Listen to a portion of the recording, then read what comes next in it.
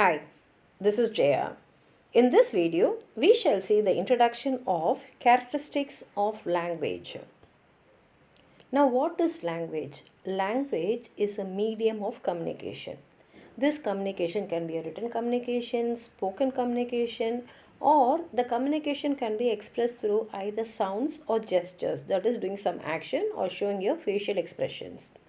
This language is not only for human beings, even animals express their feelings.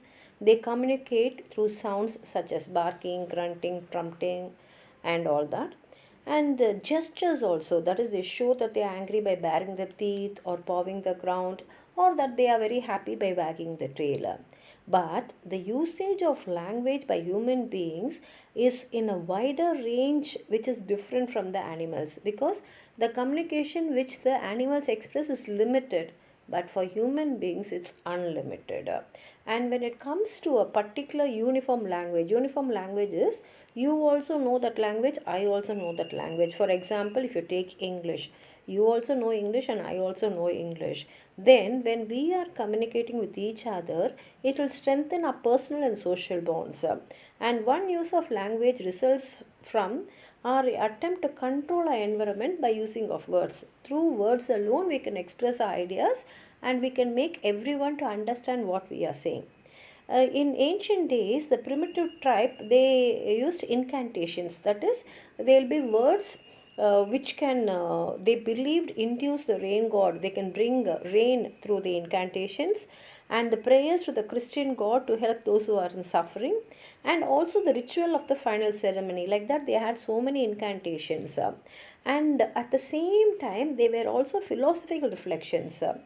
On one hand, this is personal and pathetic communion, and this will establish a social relationship between the individual or a group of people. At the same time, on the other hand, these ceremonial communions like rituals and doing incantations to bring rain and all that, it establishes a relationship between man and God, because man believes that through his incantation he can get the blessings of God and bring rain, or he can remove the sufferings of the people. Or these can be between man and something abstract which we cannot see but we can feel, and it's also a formal ideal. Now, in these cases we find that the actual words are there, the original meaning will be lost. We cannot take word to word meaning in this, because these words will have their meaning in the literal sense according to the place in which they are used. That is, one word cannot be said that this is the only meaning for this one word. According to the context, the meaning of the word also will change. And sometimes we find that words have the power of action in themselves. Now, if we notice, means philosophers and linguists, now they are looking at the distinction between such different uses of language.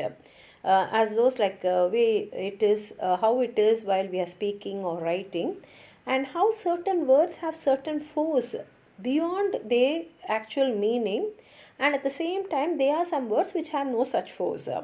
And apart from this abstract classification, in everyday life there are many occasions when we say certain things enormously, and certain things will have a marked effect on the context of our lives. That is, words can definitely have an impact on the context of our life. We can transform others using our powerful words, and we also can get transformed by listening to others. And of course, technology and science has advanced a lot, and you can even say that technology and science is controlling the environment. But even this technology and science has to rely on language, because it has to pass information, it has to give commands, and whether the language takes a form of complex mathematical symbols, or it is going to take abbreviated jargons or highly complex sentences, we understand that for everything we need language.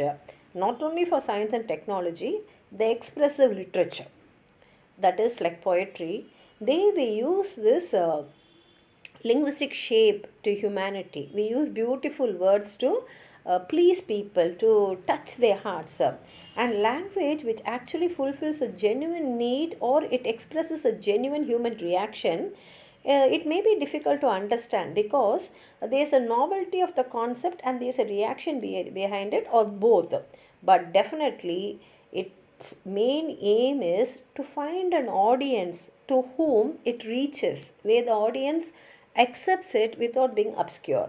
In terms of communication language, language represents a process of encoding and decoding. Encoding is one person is making the sound or marks, that is writing some symbols, and that is not language, not words, but he is writing some symbols, that is encoding. And decoding is when the person listens to the sound means not exact words but sounds, or when he sees the marks he is able to decode it, he is able to understand the meaning. This is also a basic fact of communication, because people utter sounds only to convey their meaning, whether they use words or whether they use sounds or whether they use marks, they want to convey some information to another person, and the receiver in that process finds out that meaning of what is being said. So language can be said that you just cannot make some sounds and say I've expressed my feeling.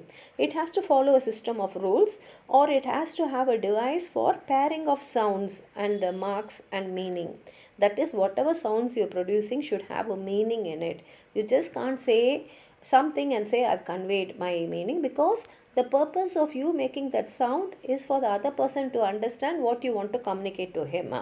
And therefore we can say that these sounds or signals or marks, they are made of two types. One is phonic, that is sounds, and the other is graphic, that is marks made on a paper. It can be words or it can be just symbols. And the number of signals used in language are related to the number of signals used in other systems is unlimited. You can make innumerable sounds, you can make as many marks as you want, and these signals can be combined in a variety of ways. Therefore we can call it as open-ended system. Another interpretation regarding language is that the sound is an organized sound. That is, the noise is organized in terms of formal patterns. Formal patterns means what I am saying, I know how to express my feeling, and the person who is receiving it also will understand exactly what I want to say, and therefore it functions meaningfully in different contexts. Now the basic components of language system is sound, form and meaning. The sound which I am making, in what form I am making it, and what is the meaning it is conveying. And therefore these three, that is the sound, form and meaning, are the considered vital for language. And value of signs and the meaning encapsulate in the formal patterns of language. And these three things, that is the sound, the form and the meaning, they are related in the dimension of organization of language, and also there are three levels at which language may be analyzed, and these three levels are phonological, syntactic and semantic. Phonologic is a sound, syntactic is how the words are arranged, and semantic is what is the meaning which it is expressing. So language is actually a special gift to human beings, because human beings alone have the power of speech. And the usual definition of language is a means of communication. But we should understand that communication is activity in which information is passed, transferred from one system to another by means of some physical embodiment, that is a form. And communication is possible among people who share the language as a common code. That is, I also should know that language, you also should know that language. It can be even a sign language, but that sign must be I should know and you should know. And therefore, it is an arbitrary pre-arranged set of signals. So we have already arranged those signals, and only it is since it is arranged, I am able to communicate my ideas to you, and you are able to understand what I am communicating. This is only the introduction. In the next videos, we will see the other parts of linguistics. If you have anything more to add on to what I've said, please write it in the comment box. Like the video, share it with your friends, and if you have not subscribed my channel, please subscribe and support. Thank you.